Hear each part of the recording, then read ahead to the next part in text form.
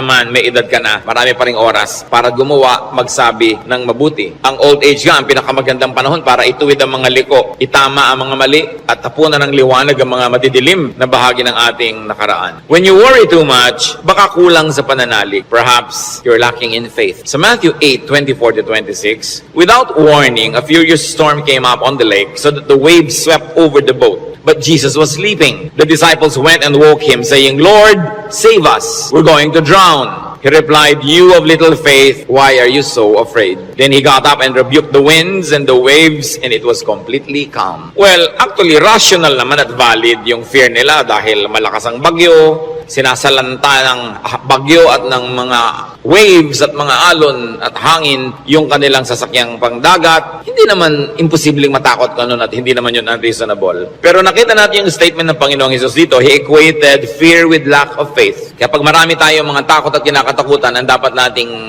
siyasatin yung ating pananalig. We should check our faith. The more faith we have, the less fears. The more fears, it means the less faith. Sabi nga, faith is the assurance of things hoped for, the evidence of things not seen. And if you're assured and you have evidence of God's goodness through faith, you will be much, much less prone to worry. Kaya si Pedro, nung pinalakad ng Panginoon sa tubig, nung siya'y nag-alala, natakot, siya'y lumubog. Matthew 14:29-31, "Come," he said. Then Peter got out of the boat, walked on the water, and came toward Jesus. But when he saw the wind, he was afraid, and beginning to sink, cried out, "Lord, save me." Immediately Jesus reached out his hand and caught him. "You of little faith, why did you doubt?" In both cases, yung lulubog na bangka at lulubog na Pedro, pareho silang sumigaw, "Lord, iligtas niyo po ako," o "iligtas niyo kami," at sila naman ay sinagip ng Panginoon at muling napanatag. So nakikita natin, pwedeng mangyari na mag-alala tayo, pwede tayong malibang na manghina ang pananalig, pero pag nararamdaman na natin yun, na tayo ay tinatalo na ng takot, magpaligtas kay Jesus, manalangin, tumawag, dahil yung example, nakita natin, ang tumatawag sa Panginoon, sinasagip niya. Kaya kung isa't nakakalimot tayong manalig, nakikita mong ninenervyos ka na pala, takot na ang naghahari sa iyong buhay, pangamba, anxiety, even panic, remember Jesus and call upon Him. Siyempre, nakakapanik yung lumulubog ka sa tubig, tulad ng panik ng maraming taong iba't ibang korte at hugis at kulay, but the Lord is still Savior of all our worries and Savior from all our concerns. When you worry too much and you think that your faith is a problem, then ask for more faith. Humingi. Kuminsan ang ating mga panalangin parang grocery list, shopping list. Hingi nito, hingi nun. Maganda idagdag dyan yung bagay na hindi material. Humingi ka ng karadagang pananalig, tibay ng pananalig, sapagkat yung taong may tibay ng pananalig, kahit anong bagyo ang dumating, kahit anong warning at signal ang marinig, hindi siya nababagabag. Mag-alala man, konti lang. Hindi siya natatalo at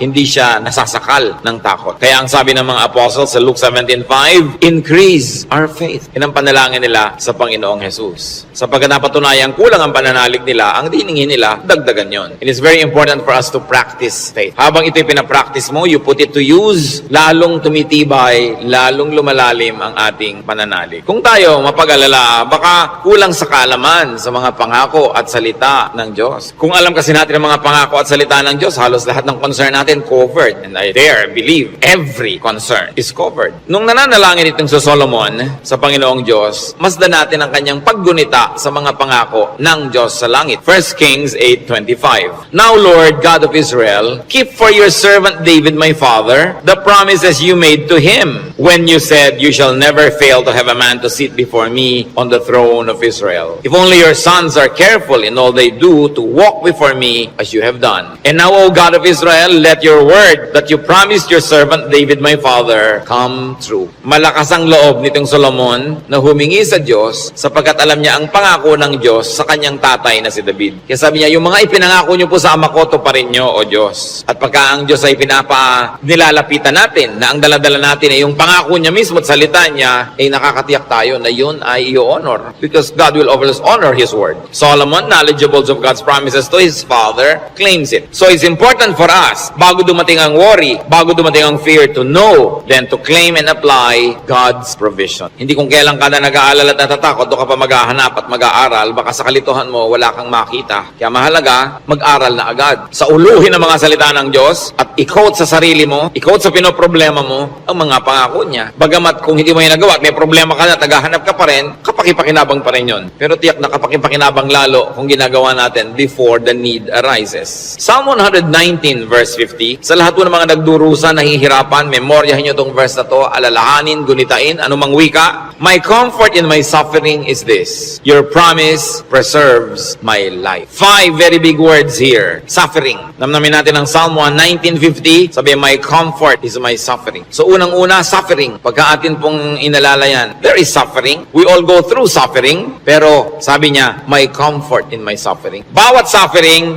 bawat pagdurusa, may kakambal na ginhawa. May kakambal na pampalubag loob, pampalakas ng loob. Sa niya, my comfort in my suffering is this: your promise preserves my life. So, ang pangako ng Diyos, ang ginhawa ng mga nahihirapan, at ang salita ng Diyos ang nagpapalawig, nagpapahaba ng buhay ng tao. Kaya napakahalaga na alam niya ang mga pangako ng Diyos. Kung alam natin ang mga dealings ng Panginoon sa mga taong ang buhay ay nasa Biblia, nakita natin ang mga pinayagan ng Panginoon na hirap, at kung paano sa kahalos kaduluduluhan ay biglang darating ang rescue, biglang darating ang tulong dahil mayroong dahilan ang Diyos. At ngayon, hindi lang nailigtas yung mga tao na yon, nagiging huwaran pa natin na maging tularan natin sila, ang kanilang pananalig at ang kanilang pagkapit sa Diyos, lalo't lalo may mamabigat na mga suliranin. Psalm 119, 116, sustain me according to your promise, and I will live. Do not let my hopes be dashed. So, sabing ganon, hawakan mo ako, akayin mo ako, patuloy mo akong buhayin ayon sa iyong pangako. At siguradong ako'y patuloy na mabubuhay. Huwag mo akong hayaang mawalan ng pag-asa. Maraming magagandang pangako ang Diyos. Dapat alam natin. When you worry too much, baka kulang din sa panalangin. James 5:13, is any one of you in trouble? He should pray. Nakita nyo yung simple, mabisa, makapangyarihang solusyon. Pag ang tao may trouble, he should pray. Unang-una, prayer can change the situation. And even if prayer doesn't change the situation, praying will change your heart. Kaya hindi pwedeng yung prayer walang pakinabang. Maaaring gawin ito yung ginugusto natin na mabago ang sitwasyon, malutas ang problema, dumating ang solusyon, etc. etc.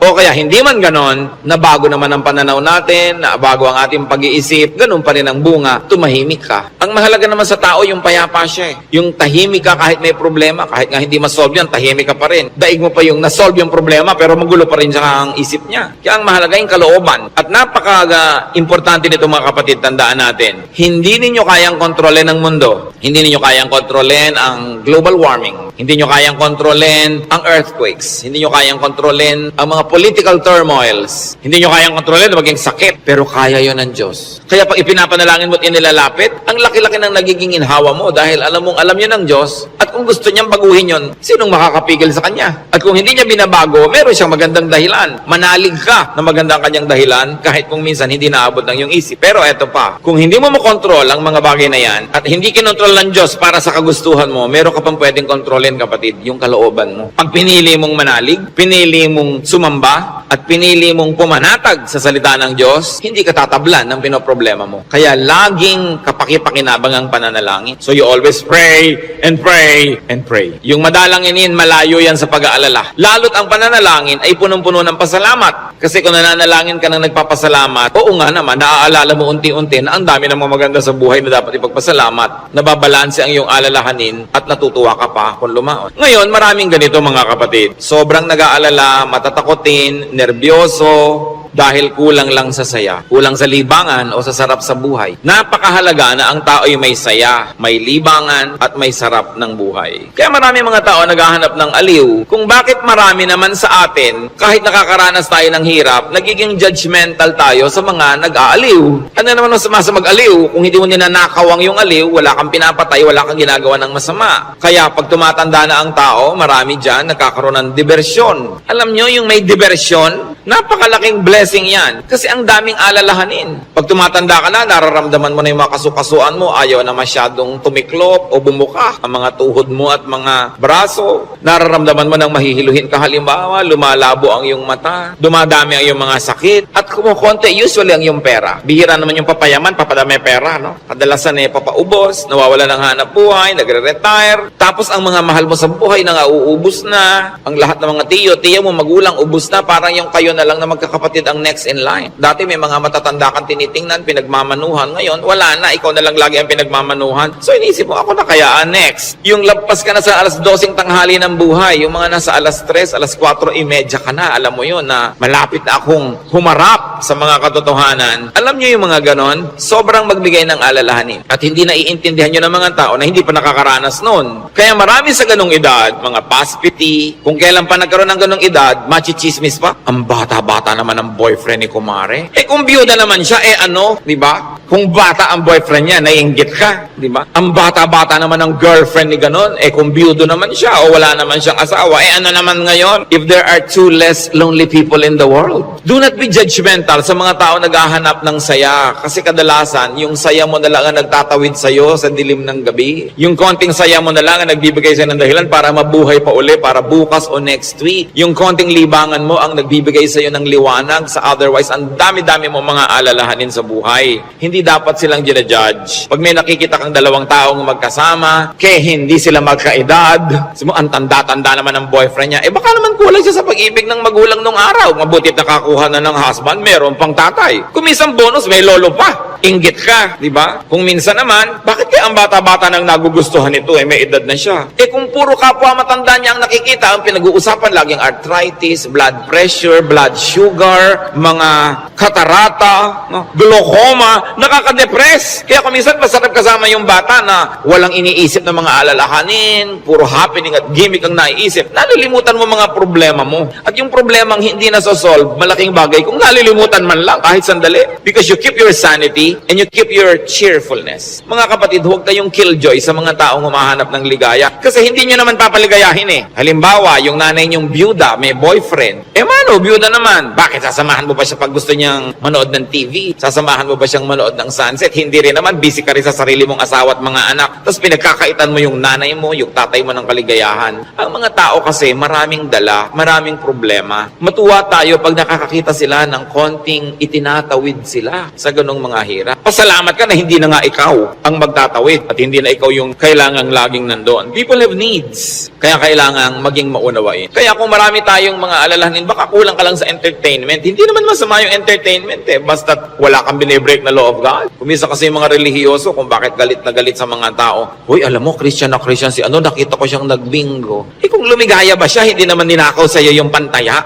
So, marami magtatanong niya sa akin and marami will feel uncomfortable. But, lalo yung mga may edad na nating mga nanay, mga tatay, kung ikaliligaya nila, diba, kakausapin mo ba yan sa haba ng mga kwento? Hindi naman lagi. Basta't walang nananakawan at hindi ka naman naghahangad, gusto mo lang malibang. Kung gusto ng Panginoon, tayo ay magkaroon ng buhay na masaya. Si Elijah, propetang-propeta, natalo ng lungkot, gusto tuloy mamatay. 1 Kings 19:3-5. Elijah was afraid and ran for his life. When he came to Beersheba in Judah, he left his servant there, while he himself went at his journey into the desert. He came to a broom tree, sat down under it, and prayed that he might die. I have had enough, Lord, he said. Take my life. I am no better than my ancestors. Then he lay down under the tree and fell asleep. Nakita niyo ang problema niya, natatakot siya, nagtatakbo siya, napagod, tapos iniwan pa niya yung assistant niyang lalaki, nag-isa siya maghapon, magdamag, sobrang nalungkot, na-depress tuloy, pinaghahalo-halong gutom, pagod, gusto tuloy mamatay. Pero nung ginising ng anghel, pinakain, pinainom, pinatulog uli, ginising, pinakain, pinainom, pinatulog uli. Sumaya na naman, tuloy na naman ang ministry niya. Mahalaga, nakakatawid ka sa difficult days. Ecclesiastes 2:24, a man can do nothing better than to eat and drink and find satisfaction in his work. This too I see is from the hand of God. Nakita nyo, mapakahalaga kay Solomon i-emphasize na sabi niya, yung pagkain, pag-inom, pagsasaya, galing din yan sa Diyos. Bakit niya idinidiin? Kasi akala ng iba, ang galing lang sa Diyos, tini, krus, pasakit, kalbaryo. Ganun. Kung kailangan danasin yun, danasin. Pero hindi laging ganun ang kalooban ng Panginoon. Gusto niya tayo na mag-enjoy. At sinabi, to find satisfaction in all His work. Not in somebody else's work, not in somebody else's fruits, but in someone's work. In other words, kung nasan ka, anong ginagawa mo, doon ka umimbento ng saya. Doon ka humanap ng ikaliligaya mo. Sapagkat yun ang doable, yun ang reachable. Ecclesiastes 19:13, that everyone may eat and drink and find satisfaction in all his toil. This is the gift of God. Gusto ng Diyos, pag kumakain ka, masaya ka. Umiinom ka, na-enjoy mo yung iniinom mo. May ginagawa ka, hindi ka nagdadabog, natutuwa ka sa ginagawa mo. Ang payo pa ni Solomon, Ecclesiastes 9:8, always be clothed in white and always anoint your head with oil. Baka naman bukas sa kaputi na kayo lahat. Yung puti kasi is associated with linen sa Israel at sa mga disyertong bansa tulad ng Egypt, kaya lahat ng mga nobles laging naka-white, nakalinen. Ibig sabihin kasi comfortable and beautiful. So ang sinasabi ni Solomon, be comfortable, have pleasure, and enjoy beauty even in what you wear. Sa dami ng lungkot ng mundo, pag may konting saya na pwede mong kunin sa hangin, kunin mo. Pag may konting kaligayahan, kunin mo. Kasi maraming kalungkutan na hindi mo pwedeng iwasan. Mabuti na yung marami kang deposit sa alkansya ng saya para pag may panahon ng pagdurusa, may madukot kang saya, pampalakas sa mga araw na malungkot ka. Kaya kung may pagkakataong sumaya, magpakasaya ka. May pagkakataong gandahan ng environment, gandahan mo kasi kung minsan napipilitan kang tumingin sa hindi maganda. Meron kang pagkakataong guminhawa, paginhawahin mo. Kasi maraming beses hindi ka maginhawa at wala kang magagawa tungkol doon. So buti na yung marami kang pabaon sa sarili mo na saya, tawa, kagandahan para pagka panahon ng tagsalat, meron kang panggagalingan ng lakas. Surround yourself with what is beautiful and pleasurable and comfortable. Sabi nga ni Balagtas, sapagkat ang mundo'y bayan ng hinagpis, mamamaya'y sukat tibayan ang dibdib. At ang isa sa mga pagpapatibay niyan, whenever you can be happy,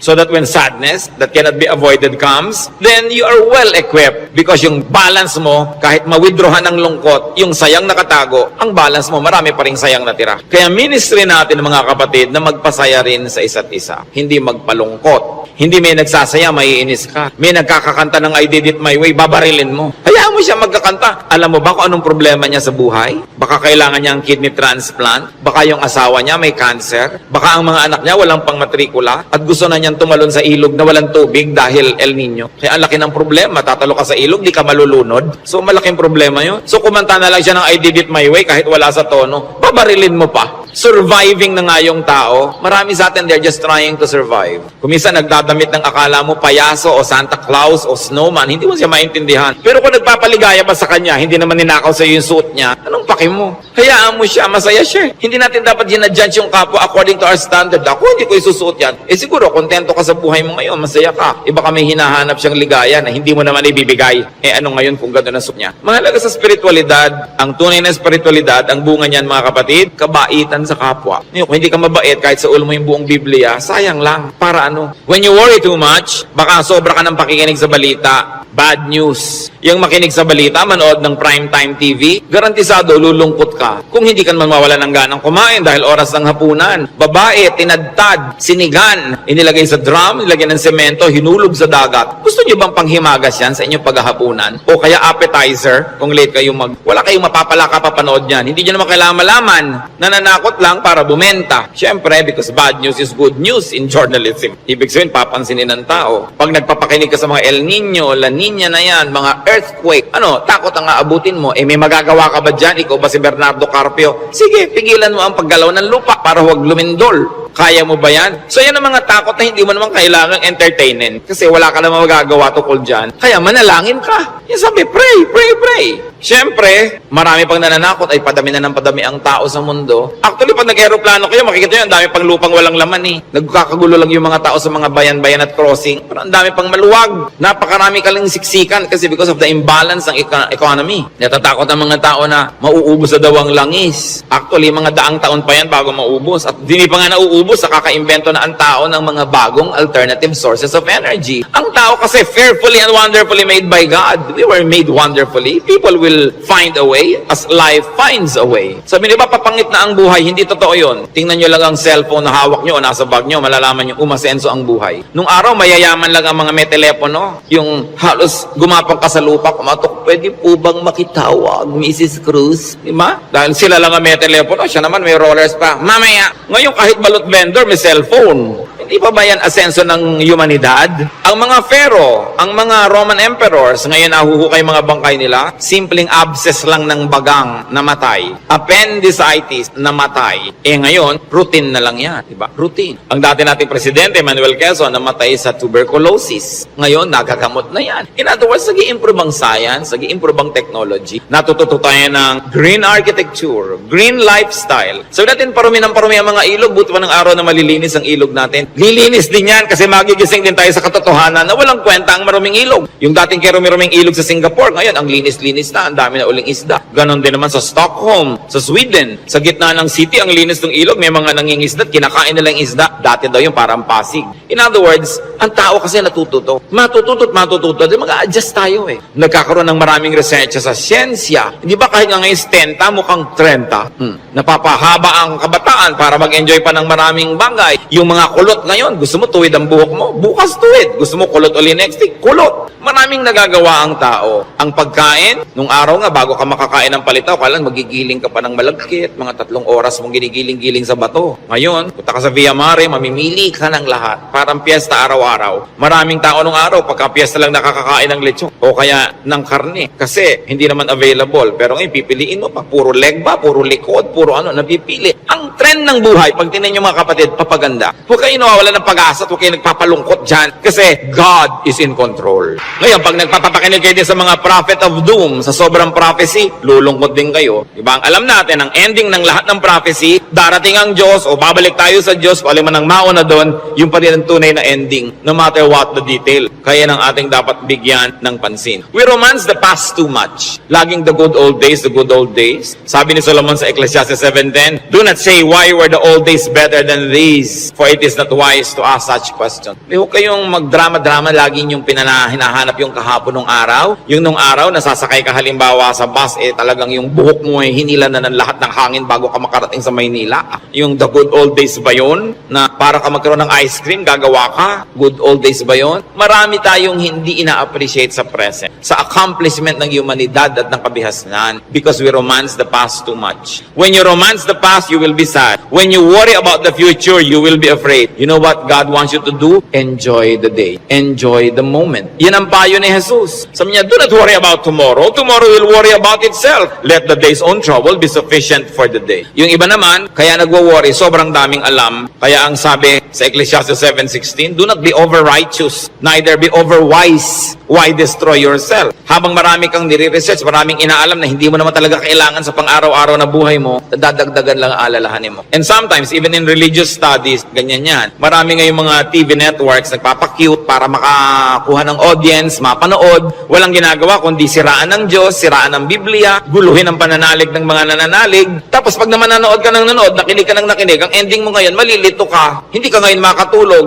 Anong bunga nun sa'yo? So huwag mo nalang panoorin. Tahimik ang pananalig mo, peaceful ka. That is a gift from God. Do not permit the enemy to disturb you. Kaya sabi, why destroy yourself? Don't be overwise. Alam niyo yung pagiging wise, it's a very difficult and a very high calling. Kaya mga tinatawag ng Diyos na maging mga philosopher, maging mga prophets, maging mga mangangaral, mahirap yun. Kasi pag lumalalim, tumataas ang iyong alam, nagiging vulnerable ka to so many anxieties and fears. You become vulnerable to a lot of isolation and sadness. Kaya nga yung mga tinawag ng mga special people to be God's channels of blessing and wisdom to others and to the multitudes. That's why we privilege them with respect. We privilege them with a lot of things. Kasi ang pwede lang nating isukli sa ating mga propeta, sa ating mga mangangaral, sa ating mga philosophers, ang pwede lang nating isukli sa kanila, pagmamahal, pag-ibig, pagrespeto, kasi dinadanas sila ang maraming hindi na natin dinaranas. Sa kanila ibinubunyag ang mga malalalim, mahihiwaga at mahihirap na mga bagay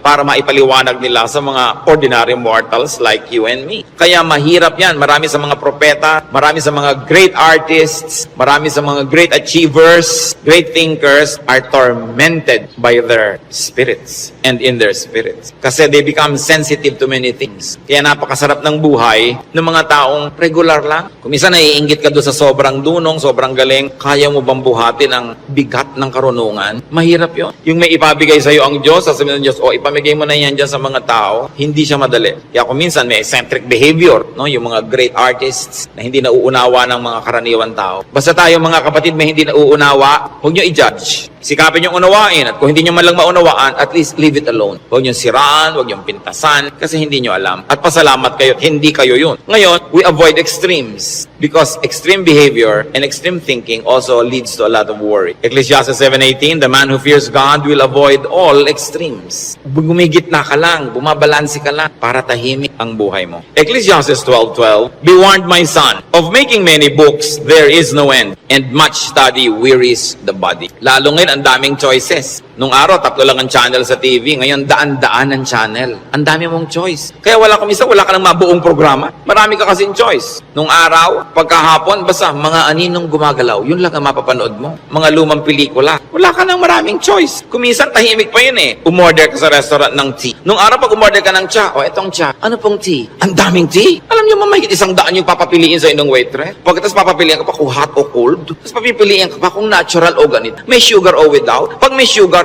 natural sugar, coco sugar, ang dami pang sugar. Huwag na nga, tubig na lang. Ang daming choices ng pati ng soft drinks. Gumugulo tuloy. Bakit natin ito binabanggit? Mga kapatid, kung tahimik na ang inyong kalooban sa pananalig niyo sa Panginoon, huwag niyo nang guluhin ng kung ano-ano pa mga ideya. Walang mapapala. Ang kaluluwang palipat-lipat, papalit-palit. Sabi ni Solomon, tigilan niyo na yung kababa sa sobra. Sabi ko noon, mapapagod ka lang, matutuyo ang iyong lakas. Sabi ko noon, hindi ba tatapos yan? Ang ending din naman, haharap ka sa Diyos eh. Kaya kung tahimik ka na, payapa, huwag ka nang pagulo pa. That's why prophets and philosophers and thinkers and teachers are burdened, and the only thing we can give them is to privilege them with respect. Sabi sa Ecclesiastes 5:12, the sleep of a laborer is sweet. Read laborer as simple man. Yung unscholarly man. Sabi ko noon, mas madaling sumaya pag mababaw ka. So huwag mo nang masyadong laliman. Kasi baka walang humukay, para kang nagtago na wala naghanap, lalabas ka rin. Mahirap. Pag may mga mababaw dyan, ang saya naman nila, mabuti pa sila. No? Yung konting, ay hangin.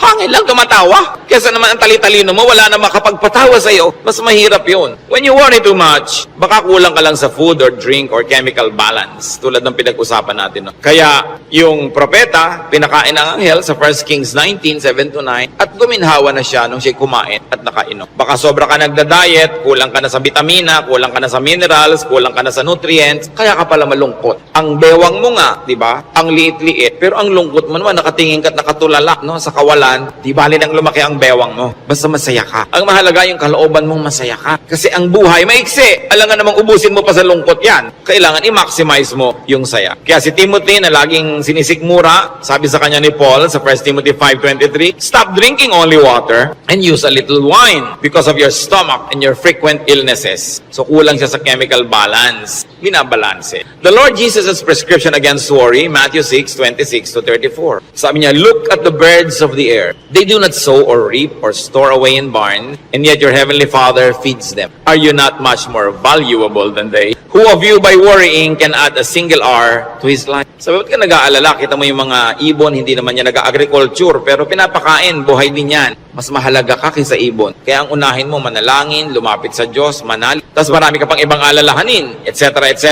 Kaya sa verses 26-34 ng Matthew 6, sabi ng Panginoong Jesus, and why do you worry about clothes? See how the lilies of the field grow. They do not labor or spin. Yet I tell you that not even Solomon in all his splendor was dressed like one of these. And if that is how God clothes the grass of the field, which is here today and tomorrow is thrown into the fire, will He not much more clothe you, O you of little faith? Sabi, ba't ka nag-aalala kung ano isusuot mo? Mga little things pa yan. Kasi yung damit dyan, symbolic of all other things. Food and drink, symbolic of all our needs. Plus, what to wear. Sabi niya, nakita mo yung mga damo. Hindi naman gumagawa ng tela yan. Hindi yan naggagawa ng damit. Pero kahit si Solomon, sa kanyang kayamanan, hindi nakapaglihis tulad ng magagarang damo na yan. At kung yung mga damo na buhay ngayon, bukas ay tuyot na at sisigan na lang, ay dinadamitan ng Diyos ng maganda, ikaw pa kaya ang pabayaan ng Diyos. So pag nag-aalala tayo, tumingin ka sa lumilipad na ibon, kaya dapat hindi tinitirador ang ibon, dahil anong titingnan mo kung walang lumilipad? No? Hayaan nyo silang magliparan dyan. At tumingin ka sa damo na maganda, tumingin ka sa isda na maganda, tumingin ka sa lahat ng magagandang likha ng Diyos, ikaw pa kaya ang hindi alaga, kung yan nga inaalaga. Kaya sabi ng Panginoon sa Matthew 6:26-34, kadugtong, so do not worry, saying, what shall we eat? Or what shall we drink? Or what shall we wear? For the pagans run after all these things, and your heavenly Father knows that you need. Nag-aalala ka kasi alam mo kakailanganin mo. Huwag mong kalimutang alam ng Diyos na kailangan mo yun. At kung inassignan ka ng buhay ng Diyos na ganito kahaba, Talaga namang wala siyang ilagay na provision. Paano ka mabubuhay? Hindi matutupad yung plano niya para sa'yo. Kaya pakakainin ka niya. Bubuhayin ka niya. Maaaring hindi siya laging gumawa ng himala, pero itinanim niya sa iyong isip, sa iyong puso, sa iyong naturalesa na bubuhayin mo ang iyong sarili kahit anong mangyari. Life finds a way. Kaya yung mga nagbebenta ng life insurance, pag tinanong mo, ba't po kayo nag-i-insure ng mga tao? Paano kung mamatay lahat yan? Sasabihin, hindi. Kasi ang tao talagang kahit anong mangyari, pananatilihin niya ang sarili niyang buhay. Kaya yun ang kakampi ng insurance company, yung pag-ibig ng tao sa buhay, nabubuhayin niya ang sarili niya. Ikaw ba halimbawa, pag may insurance ka, napapalitan ng paamong naputol, puputulin mo nga para mapalitan. Hindi, di ba? Hindi ko may insurance ka, gagawin mo yun. Kasi mahal mo yung katawan mo, mahal mo yung buhay mo. Itinakda yun ng Diyos. Kaya mananatili ang tao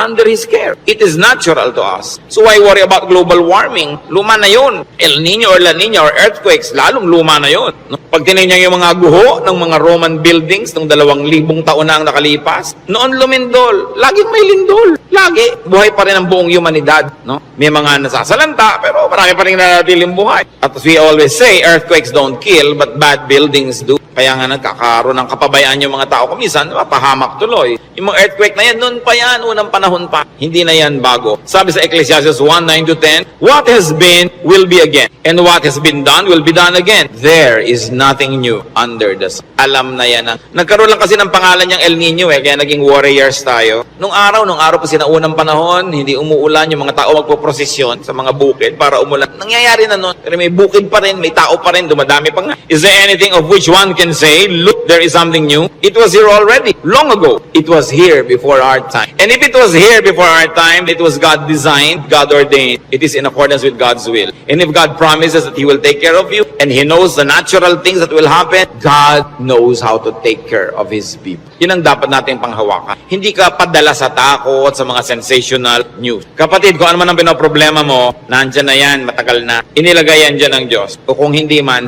pinayagan niyang malagay yan dyan. Alam niya. At kung alam ng Diyos, pwede ka magtiwala. Huwag mong problemahin. Listen, church. Ang problema, nagiging problema kasi pinoproblema. Pag hindi mo pinroblema, di hindi problema. Kaya dalawang tao, dalawang ina, yung isa yung anak, wala pa, 2:00 ng umaga, balisang-balisa, hindi makatulog. Yung isang ina naman, tulog na tulog, parehong wala yung anak nila. Yung isa kasi pinoproblema niya, yung isa hindi. So, malaki na yon, alam na niya umuwi. Lalong-lalo kung may pangatlo pa na hindi naman problema, sabi niya, ipinanalangin ko na sa Lord. Huwag mo pa problemahin yung buong yelo, buong Antarctica. Ang saya-saya ng buhay ko dito, bibigyan mo ko ng problema. Ano po kaya't naglilindol? Kaya ba natin pigilin kahit anong gawin natin dito? Diba? But of course, there are practical things you can do to minimize risk and danger. But you can only do so much. Kaya nga may Diyos Para yung hindi mo kaya, ipasa Diyos mo. Magtiwala ka at mag-enjoy ka ng buhay. Gumawa ka ng mabuti. Kaya tayo gusto ng Diyos na pumanatag, tumahimik, para sa kapanatagan at katahimikan, ma-inspire kang gumawa ng mabuti. Hindi lang para magpasasa sa sarap. Your stability in life, your wealth, your security, your health, should not only be used for your personal enjoyment. It must become the springboard for much nobler missions in life. Na kumbaga, wala ka ng need, so pwede ka na magbigay. Malakas ka naman, pwede kang tumulong. Tahimik ang loob mo, pwede kang umakay, umunawa sa mga magugulo ang loob. Kaya gusto nating pumanatag, umayos, hindi lang para magpasarap, para magawa natin yung misyon na ibinibigay sa atin ng Diyos na maging blessing tayo sa ating mga kapwa-tao. So, brothers and sisters, think about the things you worry about. It's your decision if you like to turn them into problems. Pag pinroblematize mo. Maraming mga tanong pa, mga doktrina na hindi natin alam. Ano po kaya ang itsura natin sa langit? Hindi natin alam. Ang problemahin mo, mapasama ka doon. At alam natin yan, manalig ka sa Panginoon, humingi ka ng tawad para sa iyong mga kasalanan,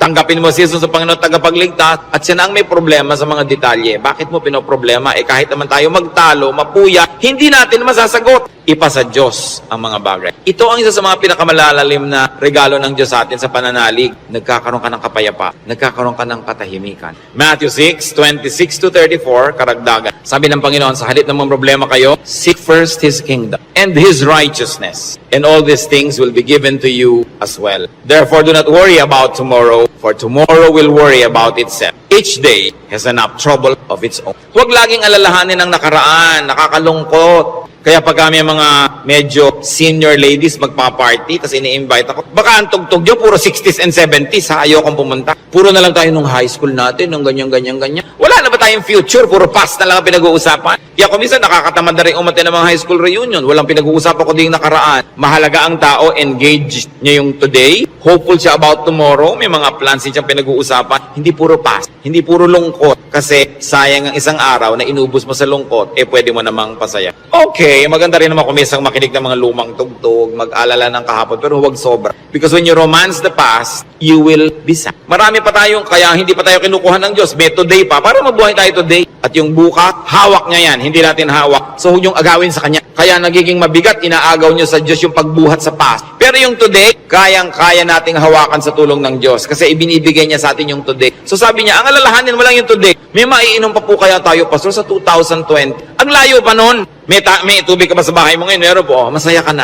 Bukas, lalagyan ulit yan ng Diyos. Sabi, give us this day our daily bread. Bakit mo lulutasin yung problema ng isang buong buhay sa isang araw? Yung lakas mo para lang sa problema ng araw na to, inuubos mo sa napakaraming araw na problema, kaya kinakapos. Pero lahat ng problema sa araw na to, kasya ang pagpapala ng Diyos sa araw na ito. Kasya. Humihirap kasi yung blessing today, hinahati mo para sa problem tomorrow. Yung problem tomorrow, may kasamang blessing niya yun nakakambal. So yung ngayon ang atupagin mo sa buhay. Hindi ibig sabihin na hindi ka na magpaplano ng future. Nagpaplano ka generally, but you don't get obsessed with that. But don't fail to live the moment, to savor the moment, because it will never happen again. Alam nyo, kahit anong iniintay nyo, pag wala kayong ginawa kundi hintayin nyo, ganun lang pala, sandali lang tapos. Araw ng kasal, anibersaryo, fiesta, event, ang tagal mo pinaghahandaan, tapos sandali lang natapos, sasabi mo, ay tapos na. Marami kasi, nahihirapan silang ihanda yung darating pa. Pero pag nangyayari na, they are too busy trying to be perfect, hindi nila na-enjoy. Tapos na. Wala na, lugi na sila. So enjoy the moment. Pag kami ikinakasal ako, may ibinubulong akong gano'n. Minsan may tinatanong sa akin, ano po yung ibinulong nyo, Pastor? May mga pakialamera kasi pati ibinulong mo, tinatanong. Sabi ko, wala. Sinabi ko lang, pagkakainan na, kumain kayong mabuti. Huwag kayong mag-entertain ng mga bisita. Tayo kayo ng tayo. Kasi this is your first meal together as husband and wife. Enjoy it. Stop being warriors and perfect hosts. Enjoy your meal. Ito yung meal, enjoyin mo. O, debo mo ngayon, enjoyin mo. Huwag mo nang isipin na kung ano ang bagay kasi mamaya tapos na yan. Dapat ine-enjoy. Pag pangbukas, malayo pa. Do not worry. Focus on today's concerns and pleasures and enjoy whatever can be enjoyed. Philippians 4:6-7. Do not be anxious about anything, but in everything, by prayer and petition, with thanksgiving, present your requests to God. And the peace of God, which transcends all understanding, will guard your hearts and your minds in Christ Jesus. Sabi, huwag kayong mag-alala, huwag kayong matakot, huwag kayong tungkol sa kahit anong bagay. At sa halip na yan, sa pamamagitan ng pananalangin taimtim na may kalakip na pasalamat, ilapit nyo sa Diyos ang gusto nyo. Sabi niya, at makikita nyo yung kapayapaan ng Diyos na mahirap unawain, imposibleng makamit, mararamdaman ninyo and you will feel sick. So pagka nagigita yung anxious mga kapatid, nag-aalala anong dapat gawin? Pray. With thanksgiving. Hindi lang prayer, puro request. May thanksgiving. Kasi nga habang naaalala mo yung pagpapasalamat mo, naaalala mo, oo nga naman, maraming maganda sa buhay. Pati ikaw, nababago. Don't be anxious about anything. So do not problematize life and its details. And 1 Peter 5:7 is so very, very powerful. Cast all your anxiety on Him because He cares for you. Sabi, ibigay nyo kay Kristo ang inyong mga alalahanin. Kasi Lord, nag-aalala po ako tungkol sa buhay ko, nag-aalala ako tungkol sa impyerno, nagpapaalala ako tungkol sa buhay na walang hanggan, sa kabilang buhay, nag-aalala ako tungkol sa kakainin ko, sa ganito, sa ganon. Sabi ni Jesus, binayaran ko na yun sa cross, bakit inaalala mo pa? Bayad na yan ha. Kaya sabi, cast all your anxiety on Him. Kasi bayad na. Ipapaalala sa iyo ni Jesus, huwag mo nang problemahin, tapos na yan, binayaran na. Kaya nga ako nagdugo, nasugatan, mahirapan, nagdusa, namatay, para hindi ka na magdusa. Bakit ginokopya mo ako, hindi naman ikaw ako? Ba't ka naman problema? Problema ko yan. Kaya nga si Jesus, hindi yan bagay sa mga anak ng Diyos. Do what it takes para matanggal yan. Kaya mga sinabi natin, maghanap ka ng ligay, manalangin ka, get busy, alisin mo ang dapat mong alisin, palitan mo ang iyong mga pag-alala ng panalangin, ng kapayapaan, ng pananal. Bakit? 1 John 4:3, the one who is in you is greater than the one who is in the world. God who lives in you is greater than the spirit that scares you. Kaya napakahalaga na isipin yan, yes, I am a winner because Jesus Christ is a winner. Matthew 10:29-31. Sabi ng Panginoon, are not two sparrows sold for a penny? Yet not one of them will fall to the ground apart from the will of your Father. And even the very hairs of your are na all numbered. So don't be afraid. You are worth more than many sparrows. Yung maliliit na ibon sa Israel, ang mura-mura, dalawa nun, isang pera lang. Para halos economic value. Sabi ng Panginoon, hindi ba ang mumura ng mga ibon na yan halos walang halaga? Pero wala ni isa sa mga yan ang namamatay nang hindi alam ng Diyos at hindi pinapayagan ng Diyos. Pati sila, pinapayagan muna ng Diyos na mamatay bago mamatay. Alam ng Diyos ang nangyayari sa kanila. Eh ikaw, sabing ganon, pati nga number ng buhok mo dyan sa anit mo, alam niya. Alam ng Diyos kung ilan ang nalaglag sa unan kagabi, sumama sa shower, ilan niya kung ilan yung tumutubo, alam niya kung ilan yung nalalagas,